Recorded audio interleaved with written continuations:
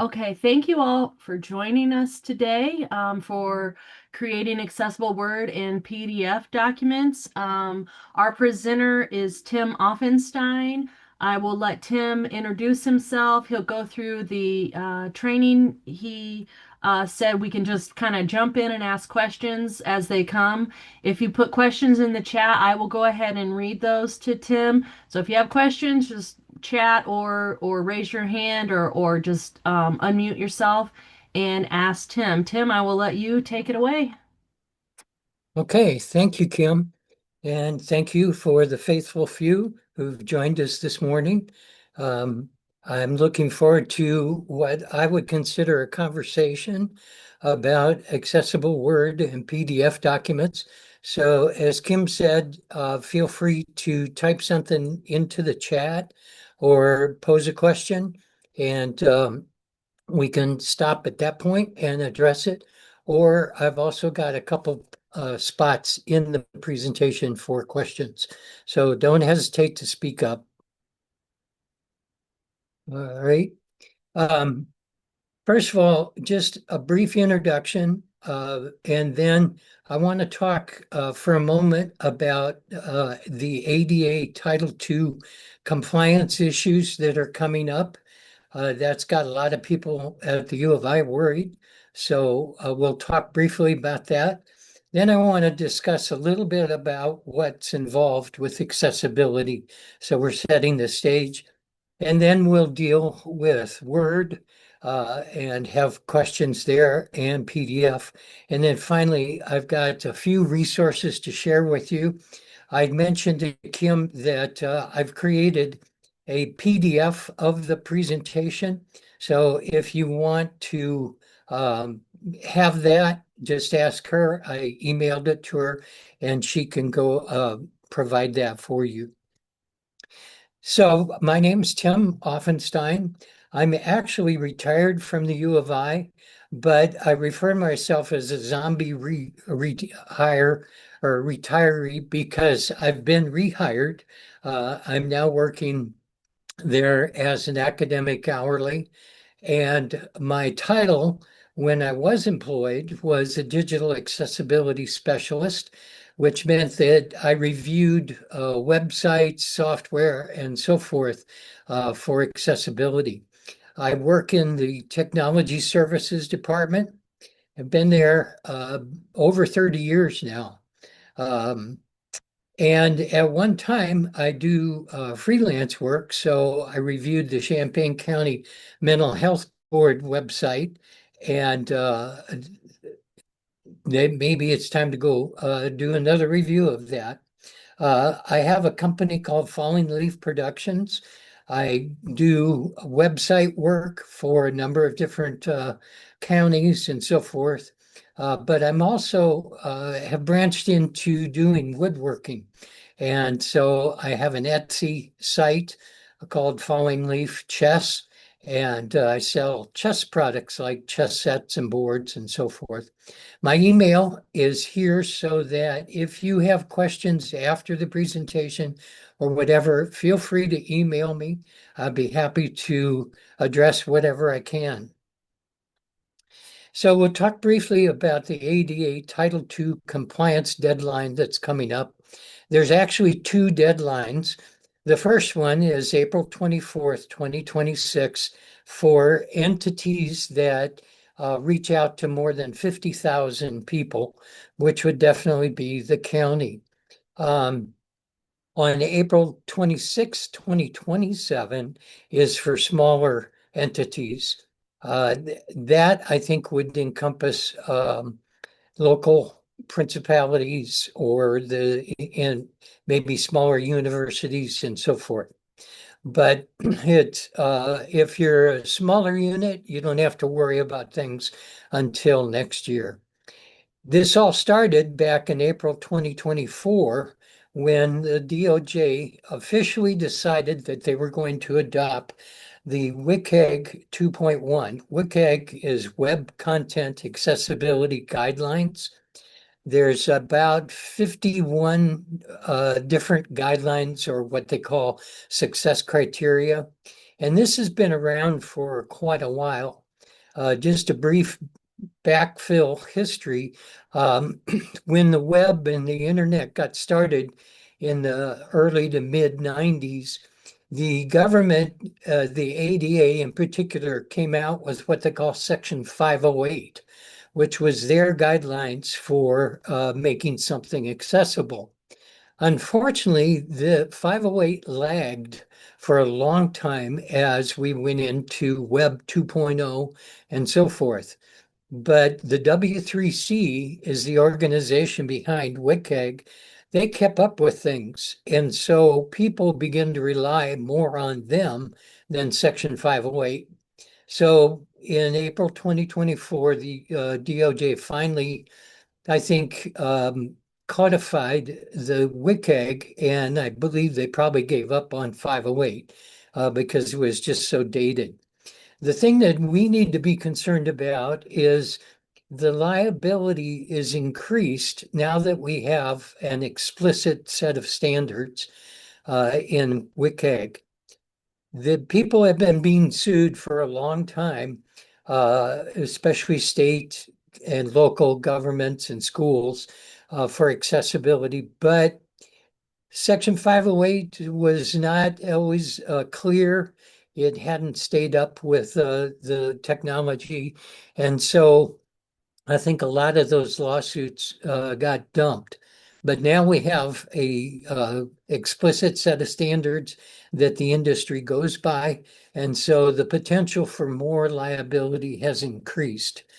The basic definition or design of what the ADA is doing is that public entities must ensure their digital assets, and that's things like websites, web apps, or mobile apps, those sorts of things, now must be accessible from the beginning. There's no more tolerance for going backwards in a reactive way and accommodating disabilities and so forth. They want us to be what we call born accessible. And so we're making the effort in these kinds of trainings and in reviews to help people produce accessible products. Are there any questions about the ADA Title II compliance? I have a question real quick. What does that mean for like historical documentation? Does all of the historical stuff, going back to the early 2000s that we have on our website have to be accessible as well? That's an excellent question, and it's one that's been often asked. And so, unfortunately, there's not a real clear answer.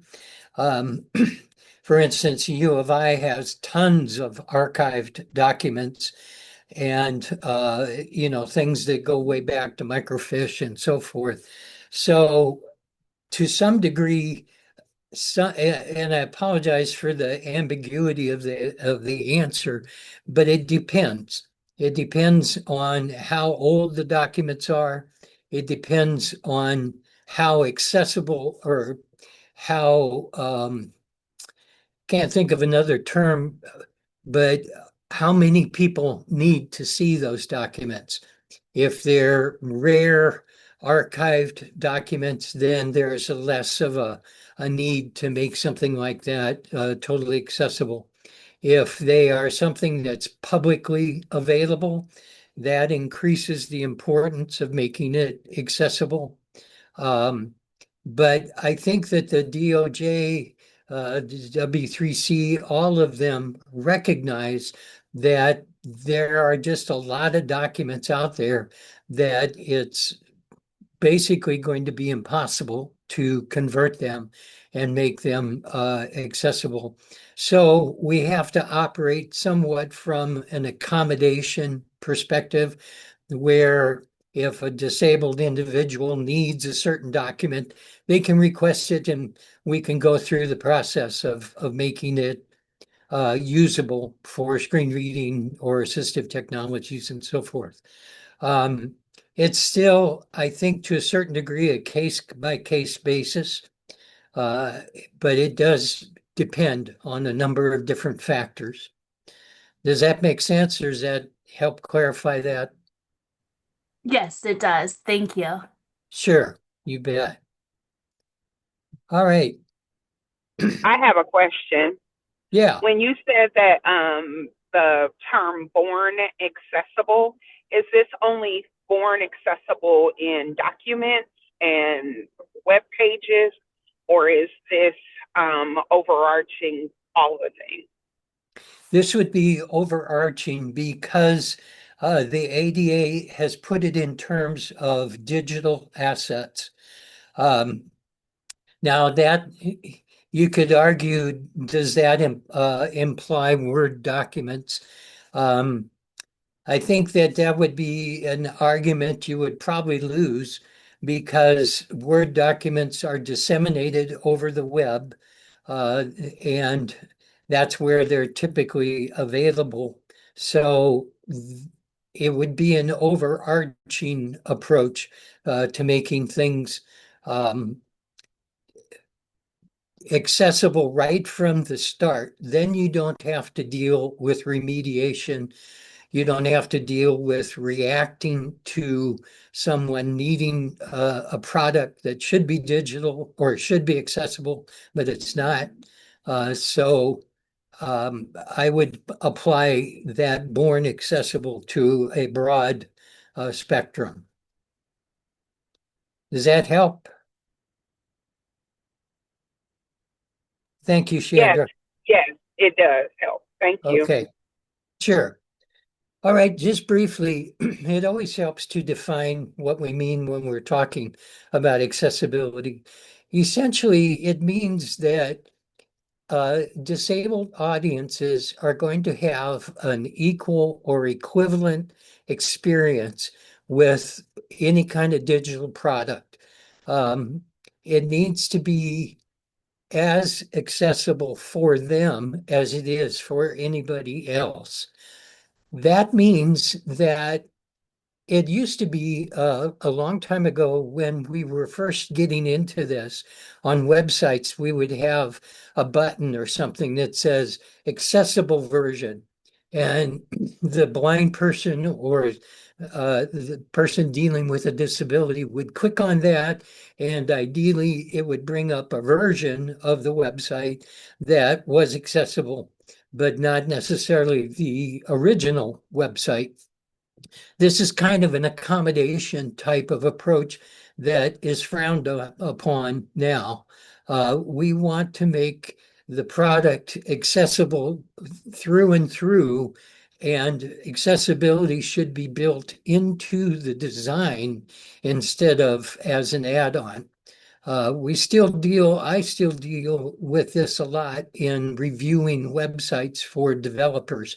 They try to get away with things like hiding text or, kind of an accommodation approach.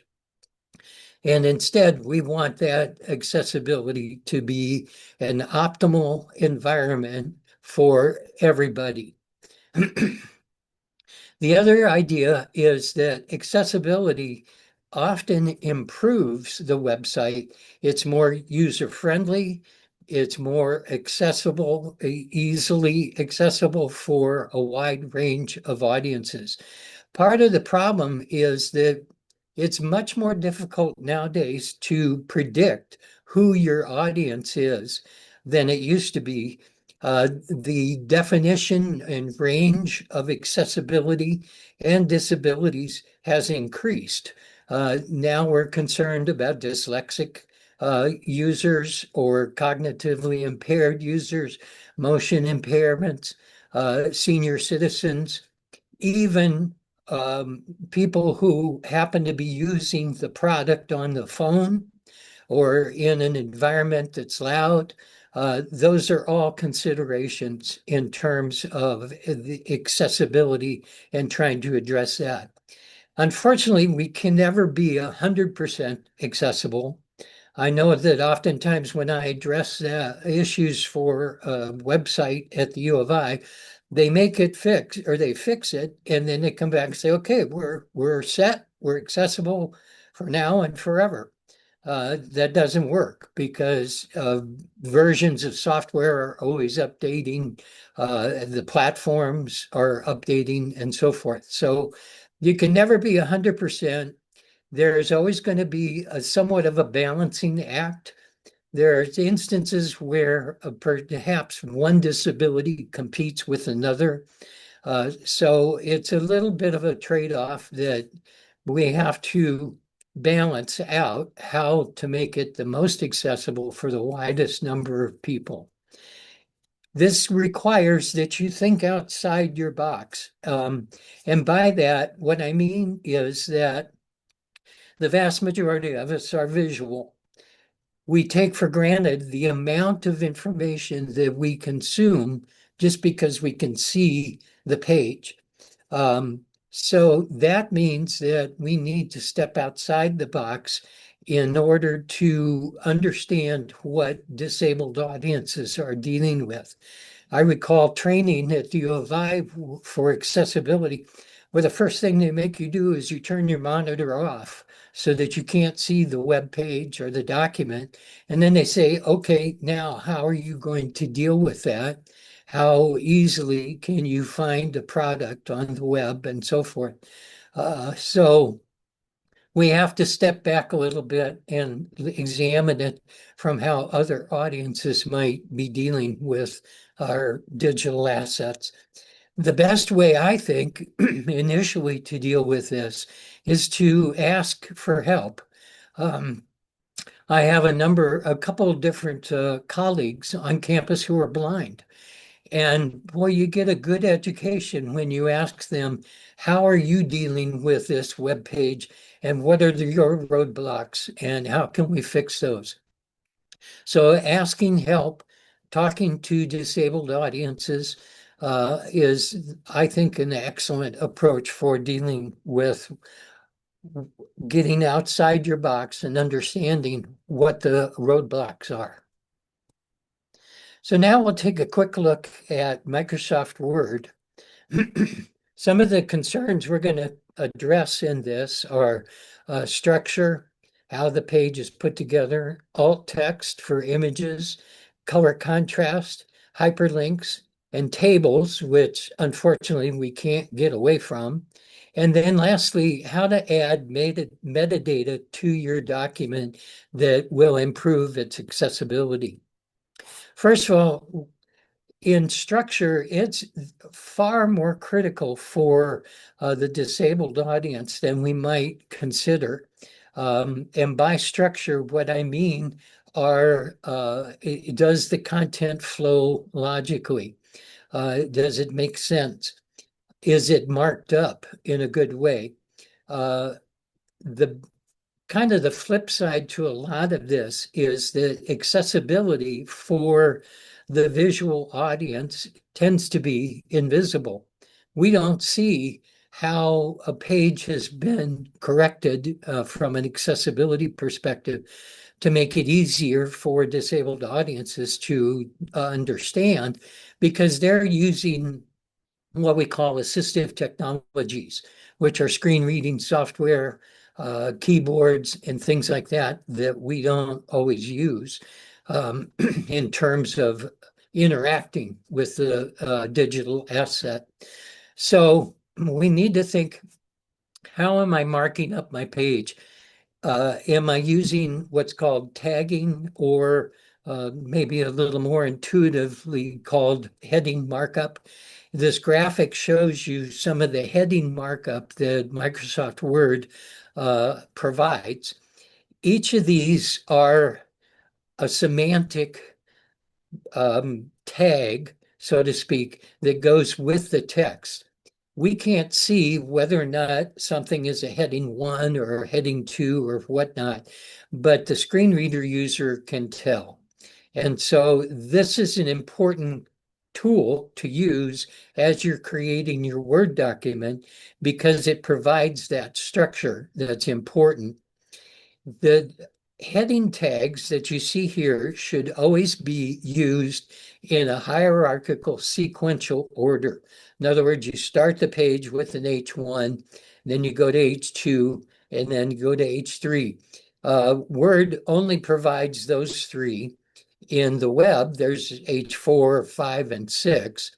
And I'm not sure if there's a way to accommodate that in Word, but in their toolbar, you've got these tags or these heading markup that's very important.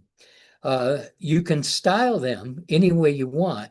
And typically, the bolder and stronger you style it, the better off you'll be, because the audience that you're working with can be like a low vision or a colorblind audience that has hard time seeing those that text. So err on the side of making it big and bold. I agree. I suggest that you follow an outline order for sections so that they'll start with a header tag and then it lays out in either bullets or a numbered structure. That order is easier for the blind person to follow and to gain kind of a mental picture of what the page is doing. So that's an approach that will, I think, benefit accessibility. Alt text is what I call 101 for accessibility. It's been a prominent part of the web, but it's also been something that Microsoft has incorporated into their Word documents, into their PowerPoint, and so forth. So alt text should provide just a brief, simple explanation or description. It is helpful if it doesn't match exactly what the text is. For instance, occasionally I see news headlines that'll have an image next to them, and the alt text for the image is the same as the headline for the text. Well, that's redundant. It gets read twice by the screen reader. And so avoid that. And the other problem that I've kind of become aware of currently is that oftentimes people will use alt text to say something like a logo, this is our company logo. That's fine if you can see it, but if you can't see it, then instead it should say something like decorative text in multiple colors that says Ajax Plumbing.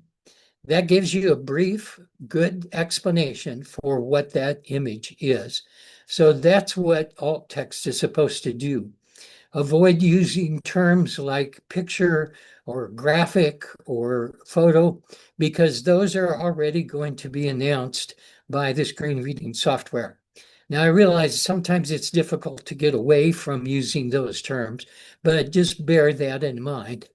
I like to encourage people to be creative with their alt text.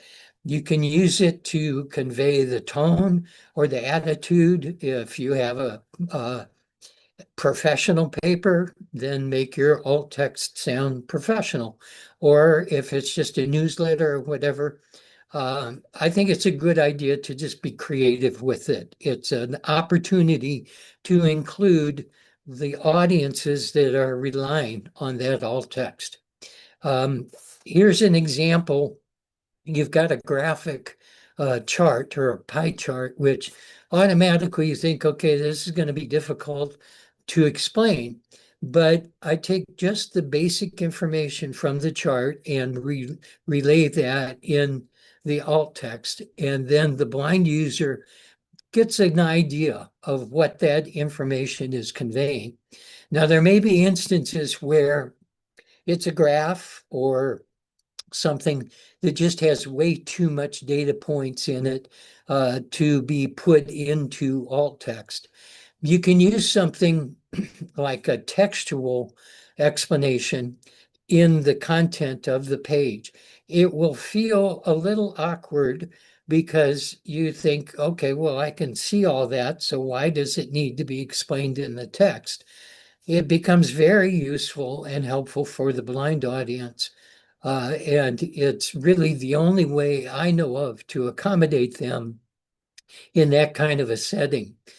In the web, which we'll talk about in a month, you can use a slightly different thing than alt text called a long disk or a long description. And that actually takes you to a separate web page where you've got a big text explanation for that image. But with a Word document, we don't have that. So I recommend breaking down the graph and simplifying it and giving the main data will suffice, I think, for good alt text. Color contrast is, I think, a designer's nightmare because they like to use soft, subtle colors, and oftentimes that's lost on certain audiences. For instance, this graphic that shows up on the page shows these titles for the columns in this faint gray. And for a low vision user, chances are they may miss that altogether. So you want to beware of these styles, these nice, subtle visual styles that actually penalize the elderly or the low vision users, those who suffer from cognitive impairments or may be blind. You want to make sure that your information is getting across to them. Beware of the fine print. We like to make fine print really small. A lot of times a designer will make it a faint color just so it doesn't interrupt the design. That's a real difficult situation for an elderly person who maybe needs to read that fine print or be aware of what they're signing. So think about how to approach that in a way that, even though it might be a little intrusive, still conveys to a wide audience what the information is there. And just as a side note, orange is one of the worst colors for trying to match color contrast. Unfortunately for the U of I, and we often deal with that. So I always encourage the designer to think about maybe darkening that orange a little more towards a brown tone in order to make it stand out. Now, I use a tool called the Color Contrast Analyzer that I highly recommend.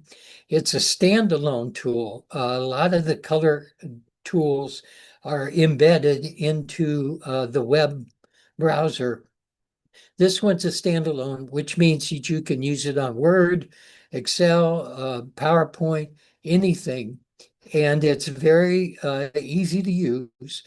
WCAG, the Web Content Accessibility Guidelines, actually has a criteria that requires your color contrast be at a certain level.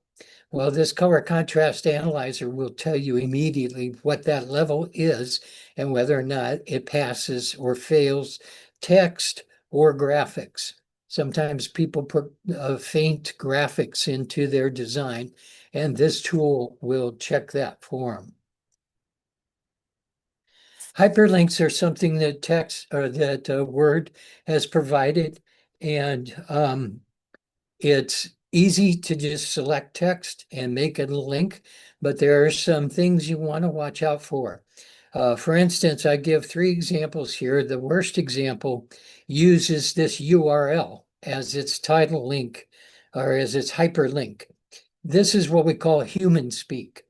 Computer understands it perfectly, but someone who uses auditory input as their main way of dealing with the web page will become very confused as the screen reader reads out and actually tries to make this sound like a word.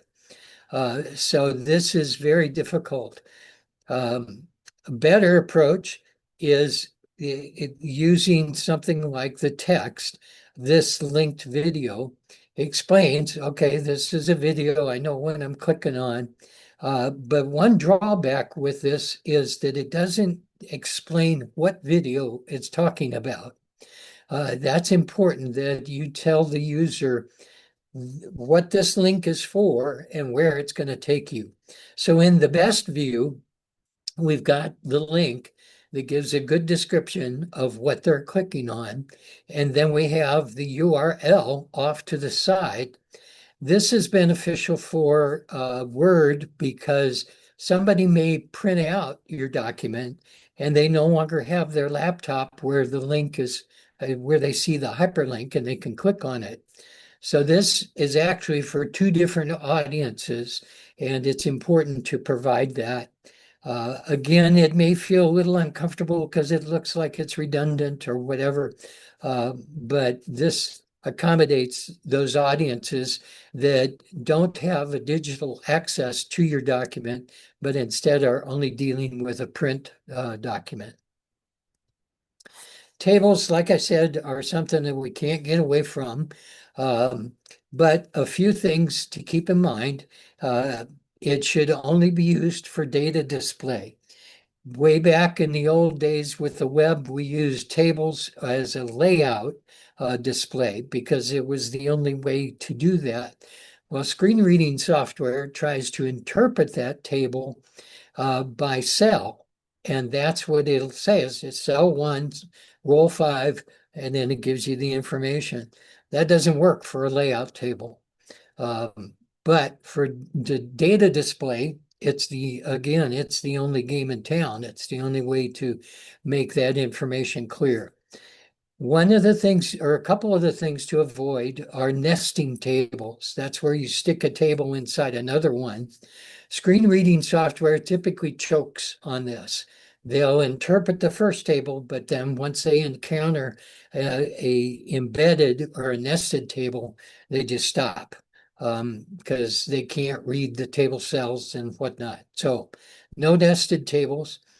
Structure it as logically as you can. You can see the column heads and the row heads, and so you can make that association. There are ways to programmatically indicate that same information inside a table, and this is necessary when we go into what's called a complex table. And just on a technical issue, that means you've been using column spans. That's where you've got three table cells that are all combined to be one cell. That becomes a little more difficult for the screen reading software to interpret. So now you're dealing with a complex table. And it's best to avoid those if you can. Sometimes you can't, but they require a whole lot more markup in order to be read by the screen reading software. One other thing, screen reading software, there's three typical ones: JAWS, NVDA, and VoiceOver. They all three have separate functions for dealing with a table, as opposed to dealing with just text content.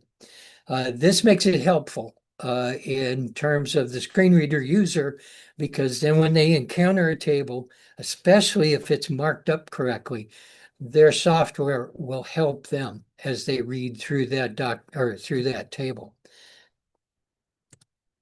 Metadata is something that is very useful, but again, it's invisible.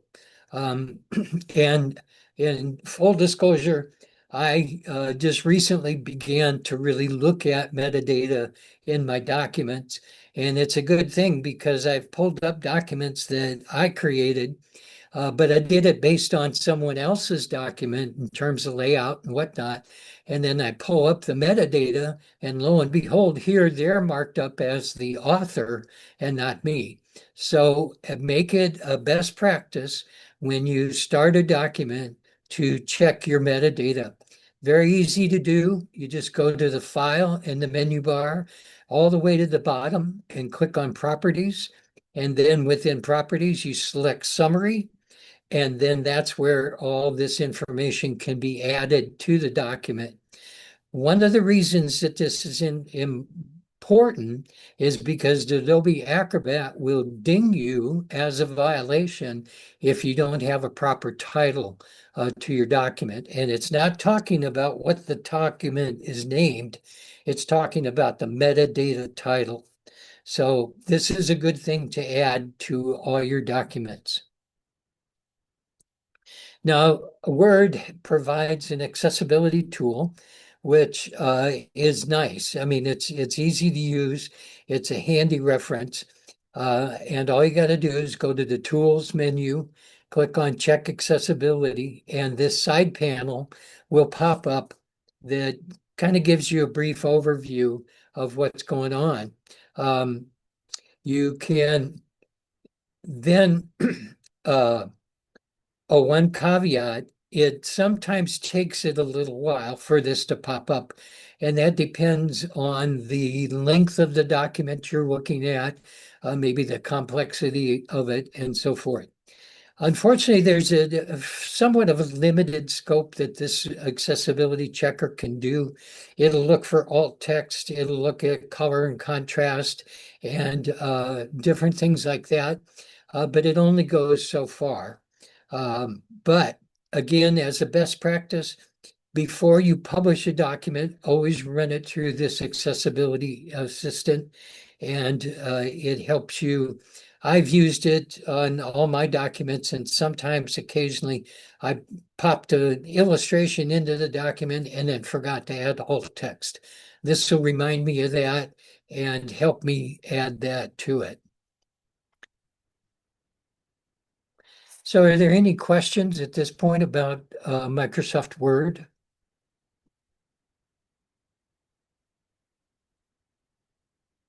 All right, we'll move on. And this time we'll talk about PDFs. PDFs, which is a portable document file. It was originally developed by Adobe in the 1990s as a way, as it suggests, a portable document. In other words, it gave you the ability to take a document and transport it to somebody else who, if they had Acrobat, could easily read the document. So it made it kind of agnostic in terms of platforms, so anybody could get to it. Originally, the process was to scan a document. We still have a office at the university that will scan in the library, that will scan books, and they turn the scan into an image. Well, unfortunately, that's totally inaccessible. Number one, it doesn't have alt text, and even if it did, the alt text would just be a reiteration of what the page is saying, so it would not be useful. This was kind of a black eye on Adobe's part. And so since then, I think they've been a little sensitive about accessibility, and they have certainly made some good strides towards making their PDF Acrobat tool more accessible. In fact, when they first came out, assistive technologies didn't know what to do with PDFs. There was no way to read them or understand what they were saying. So for a while, there was a real gap that actually, I think, hampered the sale of Adobe Acrobat. So Adobe got on top of that. To some degree, you can still edit within a PDF, but it's fairly limited. And so what you have to do is go back to the source document or the original. There are 3 different levels to PDFs. That only the first level is visual, and that's what we see on the screen. But below that is the actual text that's appearing on the screen, but in kind of just a no frills layout without any of the style added to it. That's what's looked at from an accessibility perspective when you initially look at your PDF. The next layer is your text, or the third layer is your tags layer. And this is basically the structure of the page. What's a header, what's paragraph, and so forth. These are all semantic markup, and that's important in the web, and we'll cover that. But that's essentially what this is displaying here. As I mentioned, Adobe's come a long ways in terms of addressing accessibility. They now have this accessibility tool that you can click on, and when you click on, it opens up this panel that has like 9 different areas or ways that you can address the accessibility of your document. Very helpful and fairly intuitive. Oops. I jumped ahead when I should have gone back. Okay, here we go. The 3 main tools that I tend to use, although like I said, there are 9, is the accessibility check. And this looks at your document. It will take a little bit of time depending on how big your document is, but eventually it pops up another panel we'll look at. Alternate text is helpful, and that can be used mainly for the the graphics and the pictures that you might have missed. But essentially, I recommend you do the alt text in your source document, in your original document. The reading order tool is very helpful because reading order is the order that the screen reader is going to follow as it looks at your document. And sometimes in your source document, you might have a header or a footer that doesn't quite translate when PDFs or Acrobat is looking at the reading order, and it may get those out of sync. This tool allows you to go in and move things around. So, for instance, when you first click on the accessibility check, up comes this panel, accessibility checker options, and it has a number of things that are already checked. You can go in and modify those if you need to, but typically it's best to just leave them alone unless you get into a situation where you're doing a whole bunch of documents and you need to modify this menu here a little bit. That's easy to do. Then click Start Checking, and it will pull up this panel on the left side that will give you a list of the issues that it has found. For instance, here it says, okay, with page content, there's one issue, documents and so forth. Some of these others are things that don't exist on a document, so it doesn't look at that. It pulls up this as you expand the panel. And so for the document, it says you have 2 issues, your logical reading order and your color contrast, but it's only flagging these because what it's saying is you need to do a manual check of these items. It's not going to be able to determine the logical reading order. You need to do that. And so it's asking you to double check that. Same way with color contrast, it may not be able to pick all that up, but it's a good basic summary of what's going on with your document. And once you get all these things corrected, then you get the green arrow check. A couple of the tools, the tagging order is nice because as you can see, it shows you how things are semantically tagged. And for instance, there may be a situation where something is in H1 or in H2 and you want to change that. You just double click on these items and then you can make those changes real easy. Same way with the reading order. This shows you how that page is laid out, and it'll display the page with an overlay of the actual reading order.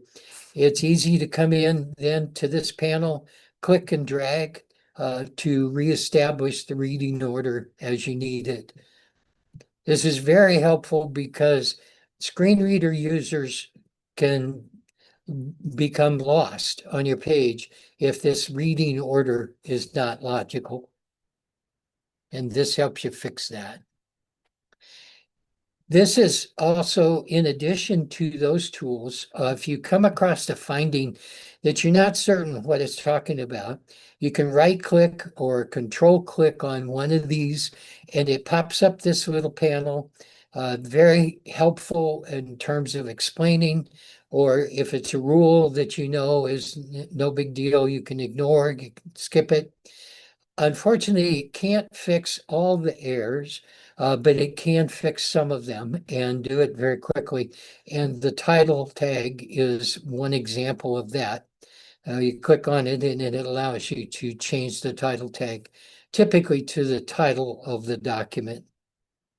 But this is helpful, especially when it talks about errors that aren't real clear. You're not real sure what it's referring to. You just come here and it'll explain it for you. A few of the back caveats or the flip sides is once a PDF is corrected, it's now your primary document, but it is not your source document. By that, what I mean is if you have a PDF that you've worked through and fixed, and then you publish it or something and you find that there's a misspelling or there's, say, for instance, a paragraph that you really meant to insert and you didn't, you have to go back to the source document, make that correction, and then start all over again. So it can be a real pain when you're doing that. The best thing to remember is do multiple saves as you're working through the PDF. At one time, and I'm hoping that this has been corrected, Acrobat was not 100% stable, especially when it came to manipulating the document. And so I can remember spending 30, 45 minutes on working on a document on a PDF, correcting it, only to have it crash and I lose everything. So when that happens, you learn I've got to save often, and that will prevent that. One other thing, when you tag or you mark up a Word document on Windows and then port it over to PDF, that tagging is carried on. It is transcribed into the document when you convert it. But if you're working on a Mac, that's not always the case. In fact, I don't think that works at any time. So keep that in mind that those are some of the things you're going to do if you're porting from the Mac. Unfortunately, Adobe InDesign, which I've used in the past a great deal, does not provide tagging or header markup of any kind. There's ways you can manipulate the styling, but it still is not applying that semantic meaning to the associated text. So it doesn't happen in InDesign. You'll have to go in manually in the PDF and change that. Okay, just as a general rule, accessibility benefits multiple audiences. You're much more user-friendly. You're much more user-conscious when you design anything with accessibility in mind. This will require you step outside the box a little bit, and you might have to do some things like the text for a graphic that feels a little uncomfortable, but just work through it and your audiences will not only thank you, but they will also use you and use your product a lot better.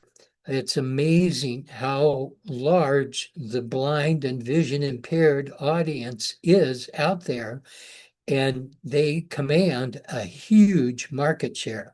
So they are somebody that you don't want to ignore. And then finally, keep in mind that accessibility is a range. And I've got a little bug floating around here. It's a range of being totally accessible or as accessible as possible. It's not a fixed point. So keep working with it, keep revising it. And as you make your documents accessible, come back to them later and just review them, do a quick check, and especially with websites, but also Word documents to make sure you're still in good shape. Okay, any questions on the presentation today or PDFs? I covered everything perfectly, huh? Hi, this is Lynn. I'm mortified, just like I was the first time I saw the training. There's so much more work to do. So thank you. Sure. In terms of your PDFs, I'm sure it's overwhelming, the number of them that are out there and that you have.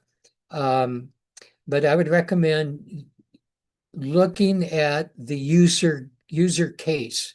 In other words, what are your most popular PDFs? Work on those to the least popular. That might help you filter the process a little bit and maybe keep it a little more under control. Thank you. Sure.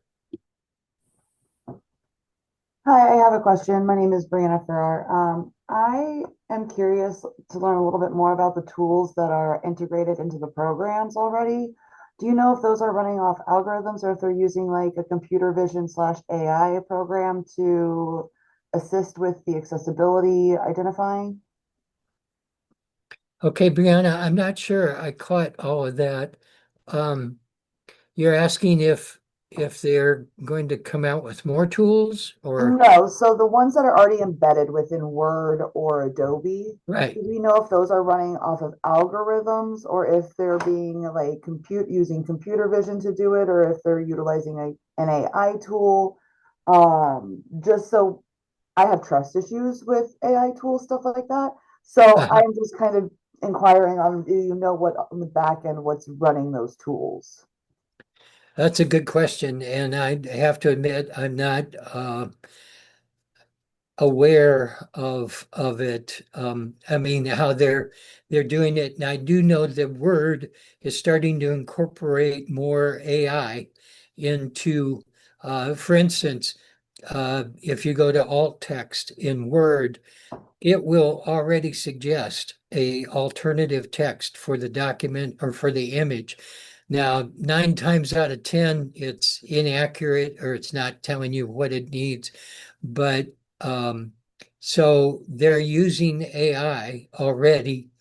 They're also using it in terms of editing and your your content. Um, They've also increased the speed of their checks, like the accessibility check. Even just a few years ago, when I did this presentation, that was a major consideration because it took a while, especially if you had a large document, for the accessibility check to occur. Um, Now that could indicate that it's using some kind of a logarithm or third-party product that's embedded in a tool. I'm not sure. But I know they're constantly making updates. Acrobat is Adobe is a pretty solid company in terms of accessibility. And again, this may stem from their early history when they got a black eye for not being accessible. So they do pay a lot of attention to that, and they're always improving. So, but as for the basis or the essence of your question, I'm really not sure. Okay, I appreciate you trying to explain. My biggest concern and why I'm asking would be like when we are creating documents for like internal posting for the website for the employees to be able to see those things. Um, I want to make sure that if I am utilizing those tools, that it's not going to be picking up and storing any of like the proprietary or, sensitive information. Uh-huh. Yeah. Yeah.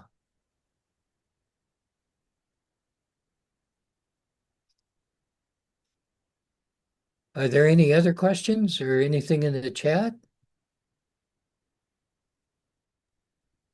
No, there was one comment about a useful color picking accessibility checker that someone dropped in the chat, but no other questions. There was a question about the training PDF, but I will send that and I've addressed that. Okay, okay. Yeah, I highly recommend the color contrast analyzer. I know there are other tools that are out there, and oftentimes the tools are embedded in the web browser, which makes it impossible to check like a Photoshop image. Uh, but the color contrast analyzer will do that as a standalone product. So I always recommend it. Perfect. Any other questions for Tim while we still have him? Well, be sure to join us next month. I mentioned that to Kim, that I'm looking forward to giving a talk or presentation on the web. Yes, that is scheduled for February 26th at 10. I will also include the link to register for that when I send the PowerPoint, the other presentation handouts that Tim has for me, and certificates of attendance. I'll include the link for you all to register, and you will probably get it multiple times before the 26th because I will be pushing that out several times between now and then. Thank you so much, Tim. This was very helpful, and I kind of feel a little bit better about the project that I spoke to you about earlier that I am working on. So I Good. hope others found it helpful and useful as well. Yes, this has been great. Thank you very much. And thanks for including us. You're very Absolutely. welcome. And again, feel free to reach out to my email address. And I gave Kim a printout of the presentation in case you need to go back and refer to resources or whatever. So ask her and she can provide that for you.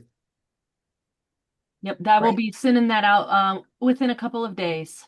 If you don't get it by the end of next week, please reach out to me. If you did not sign in on the Google Doc, then I may miss you. So please reach out or please go sign in right now. Very good. Thank you all so much for joining us, Tim. Thank you so much. You're very, very welcome. I enjoyed it thoroughly. Stay warm, everybody. Thanks, you too. All right.